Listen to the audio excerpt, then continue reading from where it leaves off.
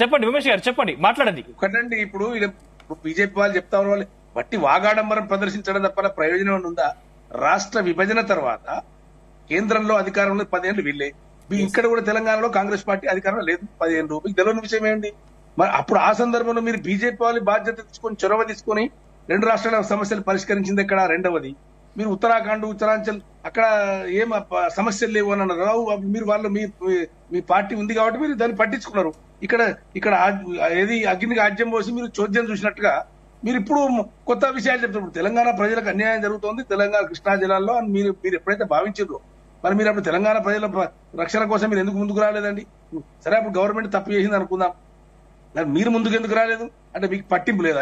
ఇది ఇందులో భాగం కాదా? మీకు కేంద్ర ప్రభుత్వానికి ఏముండదా? మరి ఈ 10 ఏళ్ల వరకు ఎందుకు సమస్య నానింది? ఉత్తరాంచల్ చెప్పండి, ఏముంటది కేంద్ర ప్రభుత్వానికి ఏముంటుందో చెప్పండి. ఆ మాట మీరు ఎందుకు చెయ్యలేదు? 2014 చట్టంలోనే ఎందుకు చేయలేదో చెప్పండి అంటున్నా నేను.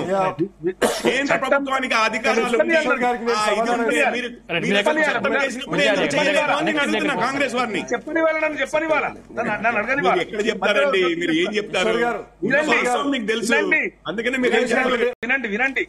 చట్టము చేసింది కాంగ్రెస్ ప్రభుత్వమే, అప్పుడు విభజన చట్టం చేసింది కాదంటే ఎందుకు ఇట్లాంటి సమస్యలు జటిలమైన సమస్యల్ని వినండి అబ్బా. 10 సంవత్సరాలు ఉండింది కదా మీరు కిషోర్ గారు, ఉమేష్ గారు చెప్పండి. అవసరం వస్తే ఇట్లా చేసుకోవాలని మీకు వినండి బ్రదర్, వినండి, చెప్పండి ఉమేష్ గారు, చెప్పండి. కాంగ్రెస్ ప్రభుత్వమే అప్పుడు ఇది 2014లో రాష్ట్ర విభజన సందర్భంలో విభజన చట్టం చేసి కాంగ్రెస్ ప్రభుత్వమే. కానీ ఒకటి అర్థం చేయండి, దాన్ని అమలు చేసే అవకాశం కాంగ్రెస్ పార్టీకి రాలేదు, అది మీకు వచ్చింది. మీరేం చేసినా అడుగుతా ఉన్నాను. ఇప్పుడు చట్టం చేయడం వరకే మా పని. చట్టం తర్వాత మేము అధికారంలో లేము, రాష్ట్రంలో లేము, కేంద్రంలో లేము. దాన్ని అమలు చేయాల్సిన బాధ్యత మీది ఉంది. మీరు కాంగ్రెస్ మీద మాట్లాడే ప్రయోజనం అమలు చేయవలసిన బాధ్యత ఇప్పుడే మీరు ఫస్ట్ వచ్చినప్పుడే చెప్పారు. ఏదో 2 సంవత్సరాలు సమయం.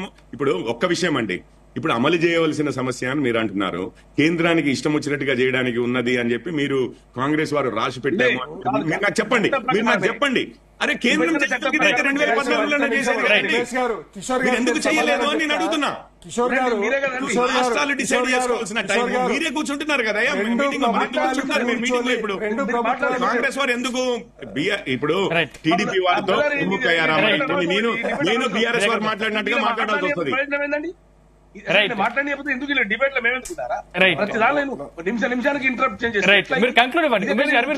పద్ధతి ఇది పద్ధతి ఏమన్నా? ఉమేష్ గారు మీరు కంక్లూడ్ ఇవ్వండి.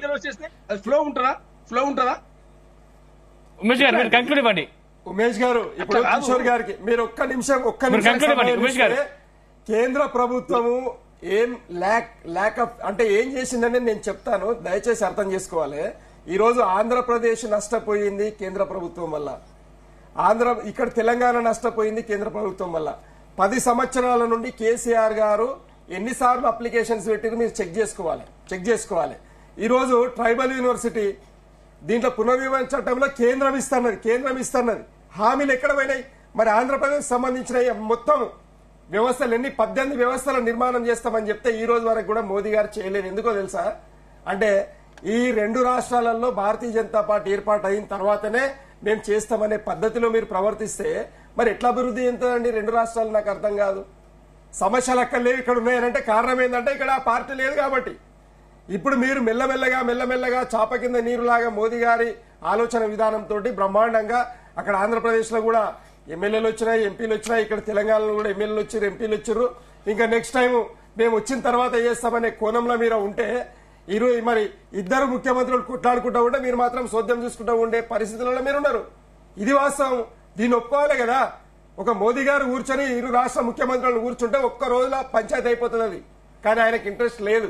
ఎందుకనంటే దక్షిణ భారతదేశం అంటేనే ఆయనకు చులకన. ఇంకేం చేస్తాం? ఒక్క నిమిషం నాకు ఛాన్స్ ఇవ్వండి.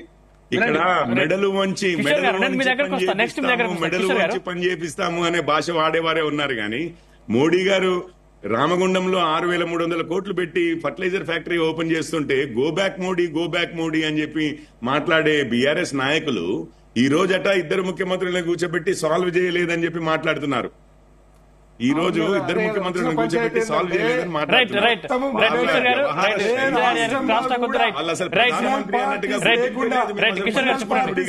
మాట్లాడిన కేసీఆర్ రైట్ గారు. విజయ్ గారు కేసీఆర్ గారికి తన రాజకీయ రైట్ విజయ్ గారు కిషోర్ గారిని చెప్పండి. రైట్ మీరు మాట్లాడతారా? మీరు మాట్లాడారు రైట్ విజయ్ గారు మీ దగ్గర రైట్ బీజేపీ ఎంపీలు ఏం చేస్తున్నారండి?